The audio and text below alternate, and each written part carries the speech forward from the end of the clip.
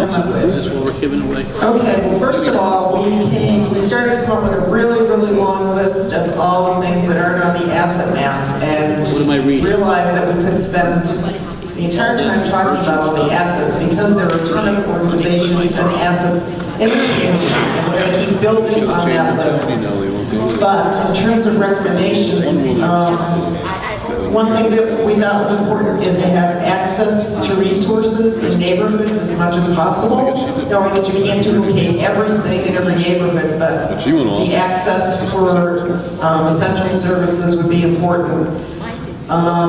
People should have a comprehensive inventory of services and know what the capacities of those services are, particularly related to special needs such as languages.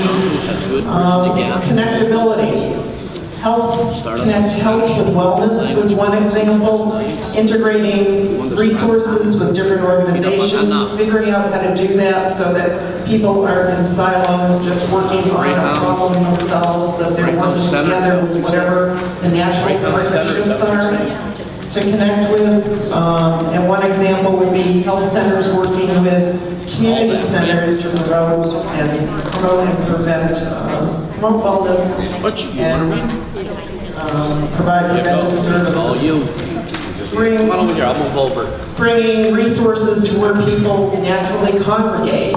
So not creating new systems necessarily, but look to see where people congregate, which could be anything from supermarkets to churches, community centers, and schools.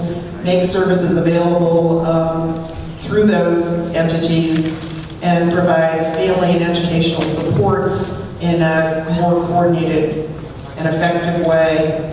Emphasize partnerships in general, which I think I touched on earlier. It's important that people, again, are working together, not duplicating, and that you're taking advantage of the assets and the resources that already exist. And promoting volunteerism. It's something that I think overall helps strengthen a community and brings general connectedness when people are contributing to their community and to each other. Great, thank you very much. Is this the organizational table right here? Great, all right. The purported organization. Our biggest challenge, I think, comes from the fact that there's lots of organizations and they're duplicating each other's efforts and they're all seeking funding from the same sources. So the closer we got to thinking we could come up with something organized, the more we realized it's hard to put our finger on how to come up with a recommendation, but here's what we came up with. We've got over 12 years of really good plans, several different groups putting the plans together. It's hard to figure out who did what. More important, very hard to figure out how we get it off of paper and onto pavement. So if there have been these wonderful plans that have been created, and another one that's probably better than anything we've done before happening right now, how do we use that like a buffet? How can we get the many different organizations that are doing the same thing together on the same page? I forget whether it was Ohio, but there was one example of, I think the word was manifesto that they had. It was really a very strategic plan with a mission statement. And to organize, that's what we need to do. To truly be organized and make it simple. We read through and every description is wonderful. Supporting conversion of tax delinquent properties, foreclosing on tax delinquent vacant residential and business properties. How do you then actually do that? How do you jump to the forefront and say, that place can't be fixed, it needs to come down, or all that place needs is a roof? So there's something to battle the pretense of economic development with a lot of great words. How do you make it really simple? So we're posing more questions than we are giving answers, but we think that that's the biggest challenge. Great. Thank you very much. Educational table over here. Hello, everybody. And as education, as you know, there's no quick-cut solution to education because there's so many different factors that play the role in the success of a school. But as we think about education, it's not just limited to elementary, middle, high school. We're talking about colleges, we're talking about adult education. So there's a lot of different things. I think some recommendations, we did come up with 5, but they very easily can go to 10. And I think to mirror what this table was talking about, we are not finding a solution that says perfect, do it, and it's going to be fixed. So one of the things we definitely saw was looking at our library system. I think it's so powerful in Springfield, it can give so much, and our residents that are coming in, they gravitate to these areas, but their hours are limited. Things are not accessible to them, so how can we utilize it and bring that up? The other part, along with the library system, is link the library system to the community center system, and really have it be part of the recreational world as well as the educational, and have it work in tandem together, connected to schools, connected to recreation, connected to so many different opportunities that, again, help public health and in turn, enhance public education.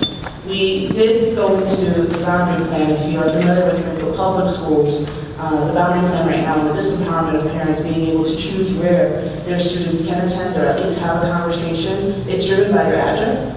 And we find with the data and the results that we need to figure out ways not only to empower and engage our parents in that choice, but to also have access.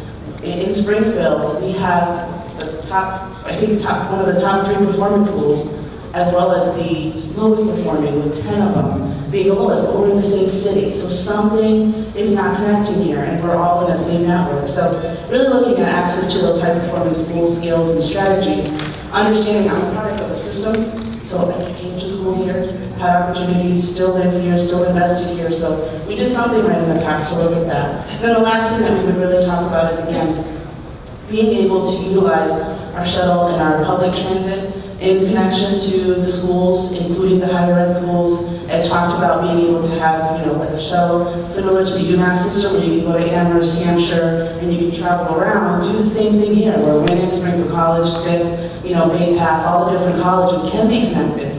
And then also link it to high school, so a kid going from Commerce to Putnam for a scrimmage pops by AIC on the way there and is able to access those facilities as well, to really show, guys, there's a path here, and we're gonna build that for you through the structures of the city. So, Great, thank you.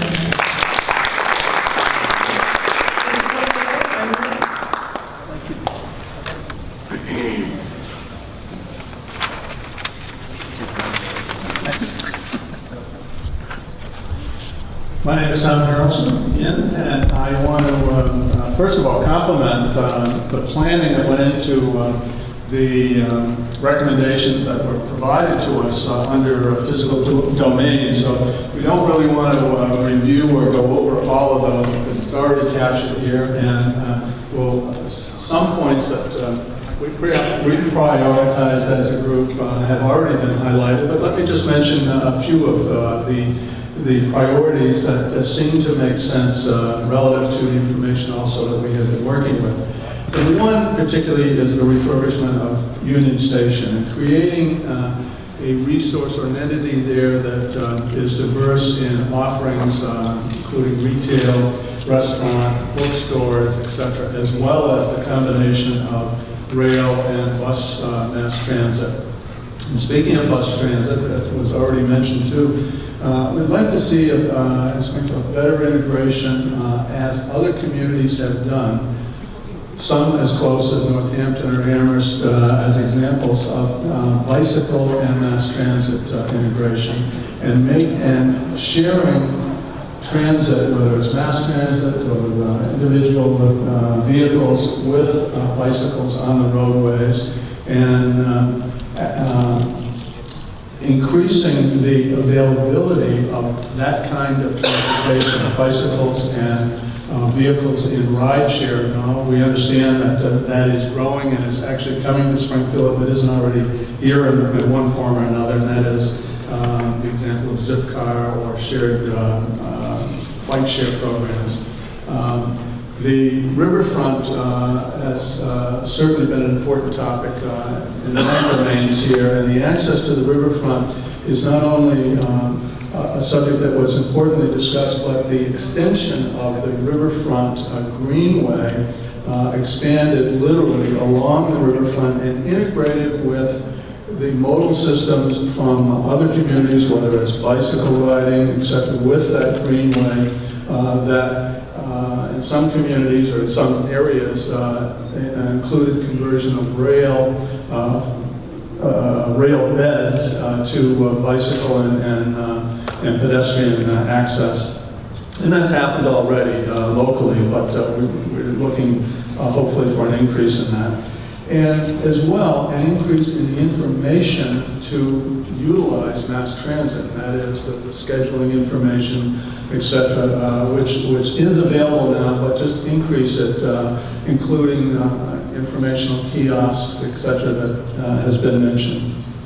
The neighborhoods are such an important part of Springfield's past as well as we hope its future.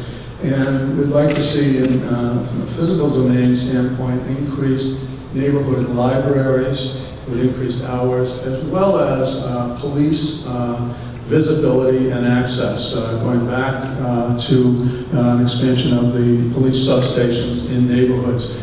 And close to green areas, parks, so that libraries are adjacent almost to public space, to parks. And there are some examples. Forest Park, there's a library that's close. I think was Parker Street, there might have been an example as well. But we're looking to increase that. And as well as increase and connect this park space. We have expansive park space, obviously fortunate to have space like Forest Park, the space that encompasses Blunt Park that is in proximity already to our largest high school, Central, and Water Shops, which was right in the path, of course, of the tornado, very close to Springfield College, to which we see as an increased resource, thank you to the cities, neighborhoods, etc., and is the colleges and the students who would be willing perhaps to work in a maintenance way in the parks and other public space and resources.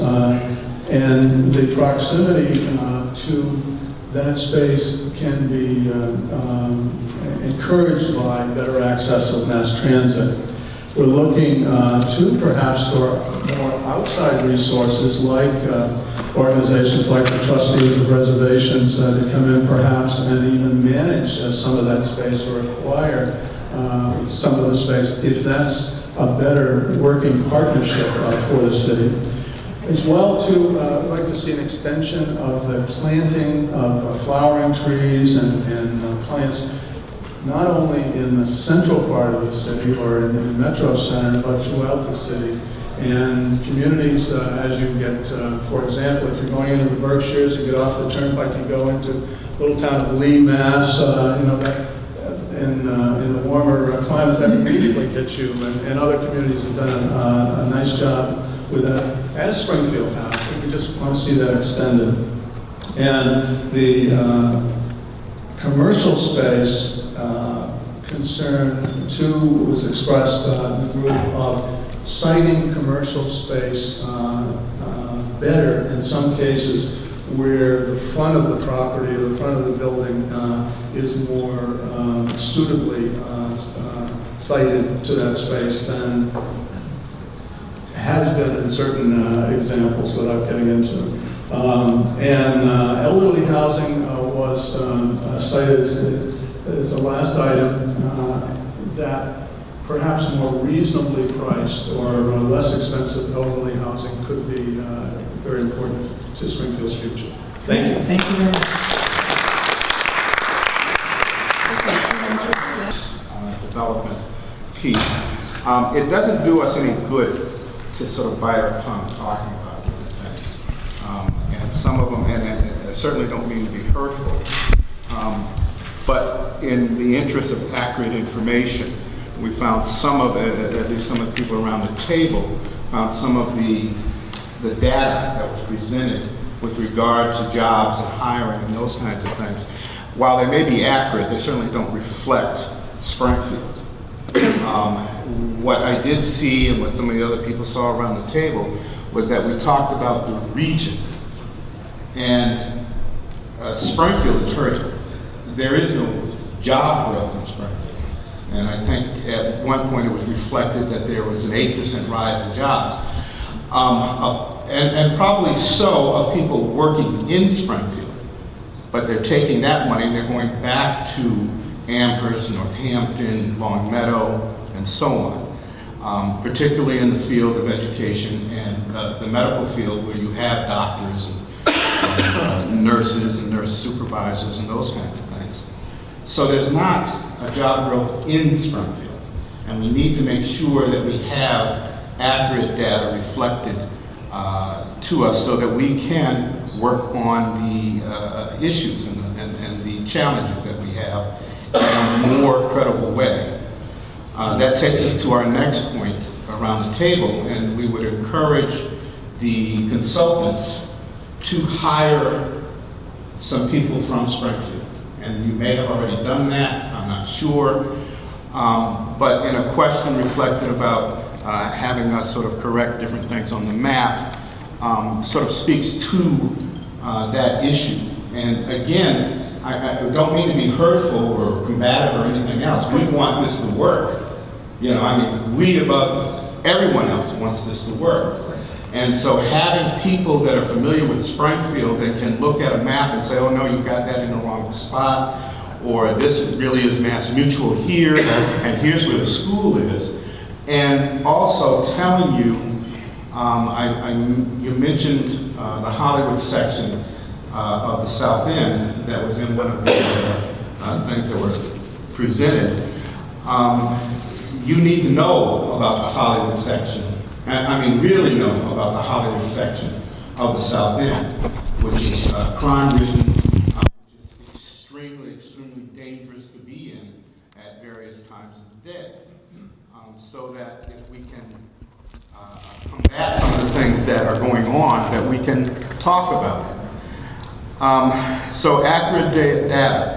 We would say, and it was related to me to somebody that has already gone through all of the meetings, that in some cases, there was one meeting where there wasn't any interpreter. And it was a mainly Spanish-speaking area, and there wasn't a good turnout. And we're saying that there should be a way of hiring outreach workers to go into the communities if you really want to get that information together. We're starting at the mindset first. The other thing is that we need to build and connect a jobs plan infrastructure. We need to know what kind of jobs are going to be needed to rebuild Springfield, so that we can put together a plan that would speak to that need, so that we don't have people coming from outside of Springfield filling that need and then taking the money again away from Springfield. Also, the kind of training that landscaping is something that somebody can do long term.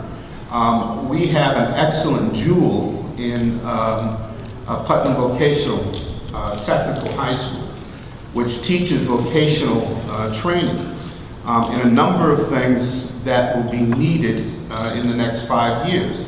We can contact the school and say, give us your graduates from the last 3 years, and set up an infrastructure where they can reach out to those people and see if they're employed, which chances are they may not be employed, but also if they're employed, they may not be employed in what they were trained to do, and give them a chance to come back and do the things that they needed to do. There needs to be a look at contract language, public contracts, to increase the opportunity of Springfield businesses and Springfield residents becoming employed or getting part of that job. And there are ways that you can have good contract language that does that. We need to put an emphasis on hiring and training young people. We need to train people for the long-term maintenance of tornado areas. City departments, nonprofit, and business work together in a united vision to continue complementing each other. And again, we need to hire local people. I do want to take a moment and let Laura speak about the Rebuild Springfield website, that we need to have more input from that. Thanks. Yeah, I also really want this process to work and have been to the other meetings. I'm sure people have heard, some of what I had to say, but the concern I have is partly about the participation level, that participation in general has been low, and of course everybody deserves credit for being here. As a citywide meeting, this isn't great turnout, and last time I was here was when the Red Cross shelter closed, and that was people who were here, after the tornado, staying in the shelter are not here today. This is not it was mostly folks from the South End, and it was mostly the Puerto Rican community that was displaced and really needs to be part of the rebuilding process and the planning process. And so the proposal that I put on the mind mixer, and I encourage other people to put forth proposals, is that the consultants use some of that $500,000 contract that they got to hire outreach workers immediately to go into the affected neighborhoods and do a survey. If you really want people's input, you got to go out and go door to door, go to places where people gather, do a survey, get people's ideas and vision for the future of their own neighborhoods. Because this, as an I'm a community organizer. I know if you just put out flyers or put out a press release and just see who comes, very committed people will show up. But a lot of people that are marginalized and disenfranchised for decades in this city are not showing up, and there's reasons for that. And if you want them to be part of the process, hire some local folks to make sure that they do become part of the process. And if you want to be part of the mind mixer and second that idea, I encourage you to get on and second the effort. The other thing is that there are money available. There's what we call a national emergency grant that's close to $3 million to hire unemployed workers that have been affected by the tornado. I'm not sure what the economics is going on now as far as how you integrate Rebuild Springfield, the national emergency grant, and any other grants that may be coming in, so that you can leverage the amount of money that you have to hire people. And you need to look into that. And we'd like to know, is there an infrastructure plan for jobs? If not, then how do we start doing it? Thank you. Thank you very much. One last statement from the back. We need more unity. We do have a lot of cultural events and festivals in the city, but a lot of them are, individualized by ethnicity or cultural background. And there needs to be a lot more unity. And, as our mayor often says, we are one, we are Springfield, but often we aren't one. So one of the most urgent things that we think would help would be a multicultural teen center, or more than one multicultural teen center, where all of us could gather and teach what our differences are and embrace what is similar about all of us, and to give our teenagers something to do. Once school is out, they don't have a whole lot to do in the community. And it would be great if we had several teen centers around that are located in the different parts of the city, where we could all gather together with the teens and and embrace each other. There also needs to be more networking among the various neighborhood councils so that we can bridge gaps there as well. There was a suggestion that crosses over into the educational field, where it would be helpful if we started up Spanish as a second language classes, so that English-speaking individuals can learn Spanish and help bridge some of the gaps there in communication.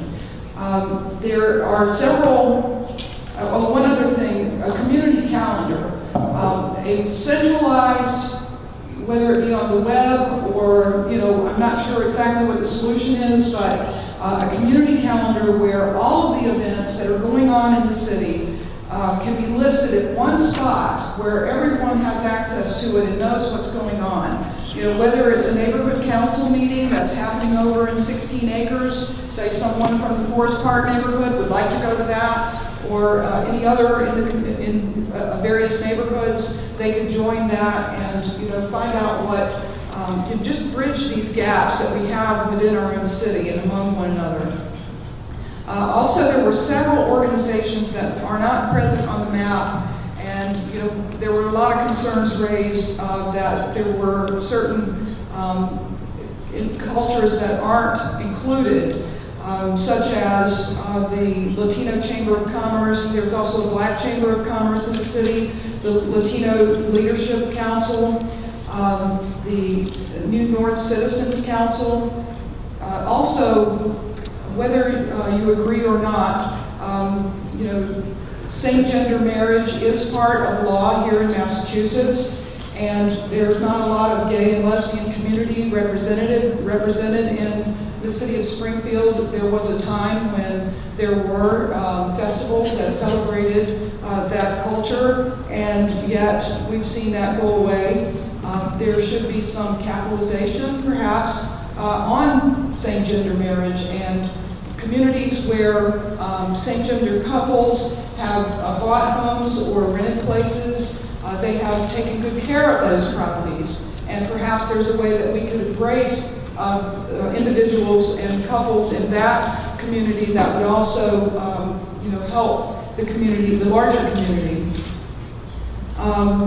Let's see. Some of the other things that kind of go over into other areas, such as the physical, there is this hope that bike paths and walking paths would connect with neighboring communities, such as Agawam, who has, that community has a beautiful biking path. Also, there's one in East Long Meadow that can be connected, where we're also better connected with the outlying communities.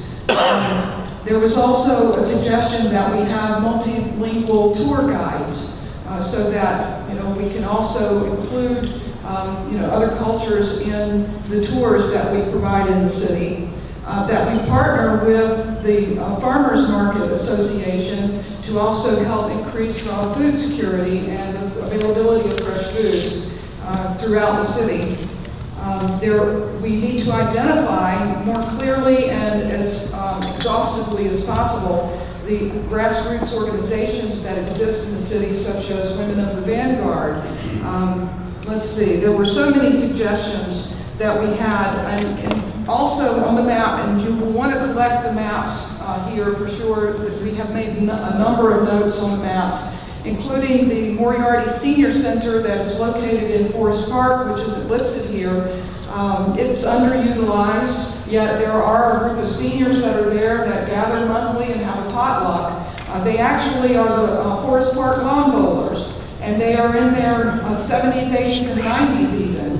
And up until about last year, they used to lawn bowl, and they want to continue to teach this sport to young people, but no one will come, no one will participate. And so here's a wonderful opportunity to connect the seniors in Forest Park with perhaps the students that are in the school right across the street, to teach them a part of the culture here and part of the rich history in Springfield. And also, the park could be used a little bit more exhaustively as a public gathering space. There was an event, Shakespeare in the Park, that was held there. There could be more movie screenings and other programs that could be held in the park that would bring people together. Also, the Bing Theater, to name one of the many other gathering places we have. With schools cutting arts from the programs, why couldn't we take some of the schools that are in the surrounding area of the Bing Theater and have students come over to the Bing and participate in some of the arts programs that they have there. I know some of that is already in place, but there's so much more that we could do to help connect people and bring them together and unify our various parts of the city.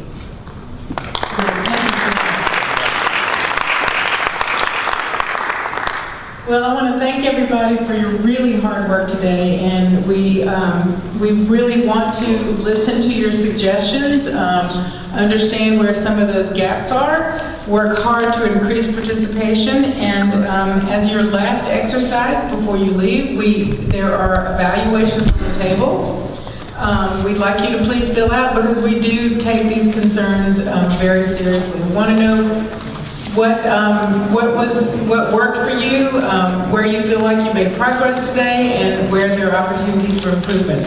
Please do remember to two things. Do visit the MindMixer website and encourage others to do that through your email contacts and your other networks. Please send the link to folks and encourage them to participate. Also, want to make sure that you take the flyer home that lists our additional rounds of meetings.